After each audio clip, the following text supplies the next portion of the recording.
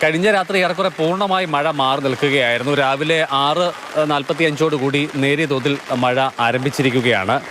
സമീപകാലത്ത് കഴിഞ്ഞ ഒരു മാസത്തിനിടയിൽ ലഭിച്ച അതിശക്തമായ മഴയാണ് ഇന്നലെ പകൽ പത്തനംതിട്ട ജില്ലയിൽ പരക്കെ ലഭ്യമായത്.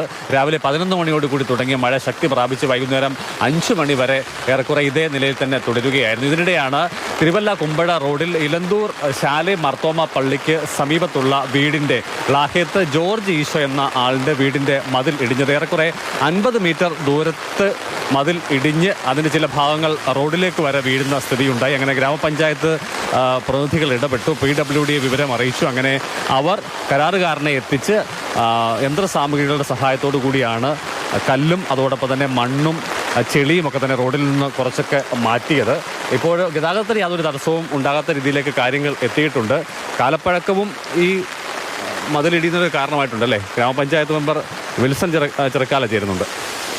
നമ്മുടെ ഈ ഭാഗത്ത് ഇന്നലെ ശക്തമായ മഴയായിരുന്നു. രാവിലെ 11 മണി മുതൽ മഴ ശക്തമായി പെയ്തുകൊണ്ടിരിക്കുകയായിരുന്നു.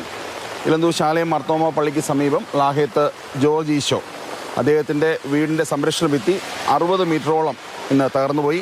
ശക്തമായ മഴയിൽ ഈ ഭാഗത്ത് ഇപ്പോൾ PWD പണി നടന്നുകൊണ്ടിരിക്കുന്നുണ്ട്, ഓട നിർമ്മാണം നടക്കുന്നുണ്ട്. അപ്പോൾ അതിനോട് ചേർന്ന് ഉള്ള മതിലാണ് ഇടിഞ്ഞിരിക്കുന്നത്. എന്നാൽ കാലപ്പഴക്കവും ഇതിന് കാരണമായിട്ടുണ്ടാകാം. എന്നാൽ പൂർണ്ണമായും ഈ ഭാഗത്തുള്ള ഈ സംരക്ഷണ ഭിത്തി തകർന്നത് ഈ വീടിൻ്റെ സുരക്ഷയ്ക്ക് ഭീഷണിയാണ്. അതുകൊണ്ട് തന്നെ അധികാരികൾ തക്കതായ ഒരു നടപടി കൈക്കൊള്ളണം. ഈ ഭാഗത്ത് PWDയുടെ ഓട നിർമ്മാണം നടന്നുകൊണ്ടിരിക്കുന്നുണ്ട്. അതുകൊണ്ട് ഈ ഭവനത്തിൻ്റെ സംരക്ഷണ ഭിത്തി പുതുക്കി നിർമ്മിക്കണം. ഇല്ലെന്നുണ്ടെങ്കിൽ കൂടുതൽ അപകടങ്ങൾ ഉണ്ടാകാൻ സാധ്യതയുണ്ട്. ഇന്നലെ തന്നെയാണെങ്കിൽ ഈ റോഡ് പൂർണ്ണമായിട്ട് നമ്മുടെ TK റോഡിൻ്റെ നടുഭാഗത്തേക്കാണ് മറിഞ്ഞു വീണത്.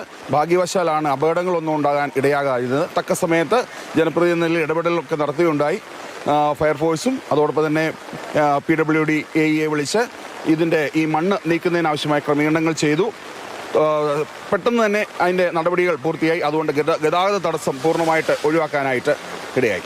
പക്ഷേ ഇന്നും ജില്ലയിൽ ഭേദപ്പെട്ട മഴ ലഭിക്കുമെന്നുള്ളത് തന്നെയാണ് കാലാവസ്ഥാ നിരീക്ഷണ കേന്ദ്രത്തിൻ്റെ മുന്നറിയിപ്പുള്ളത്. മഴ ആരംഭിച്ചു കഴിഞ്ഞിരിക്കുകയാണ്. ഒരുപക്ഷെ ഇന്നലത്തെ സമാനമായിട്ടുള്ള കനത്ത മഴ തന്നെ പ്രതീക്ഷിക്കുന്നുണ്ട്. പക്ഷേ ഏതെങ്കിലും തരത്തിലുള്ള പ്രത്യേക ജാഗ്രതാ മുന്നറിയിപ്പുകൾ നൽകിയിട്ടില്ല. കാരണം ഏറെ ദിവസങ്ങൾക്ക് ശേഷം മഴ ശക്തിപ്പെടുന്നു എന്നതിനാൽ തന്നെ നദികളിലോ അതല്ലെങ്കിൽ മറ്റേതെങ്കിലും ജലസ്രോതസ്സുകളിലോ വലിയ തോതിൽ ജലനിരപ്പ് ഉയരാനുള്ള സാധ്യത ഇല്ല എന്നത് തന്നെയാണ് കാരണം. മലയോര മേഖലകളിലേക്കുള്ള യാത്രയ്ക്കും നിലവിൽ നിയന്ത്രണങ്ങൾ ഏതും ഏർപ്പെടുത്തിയിട്ടില്ല.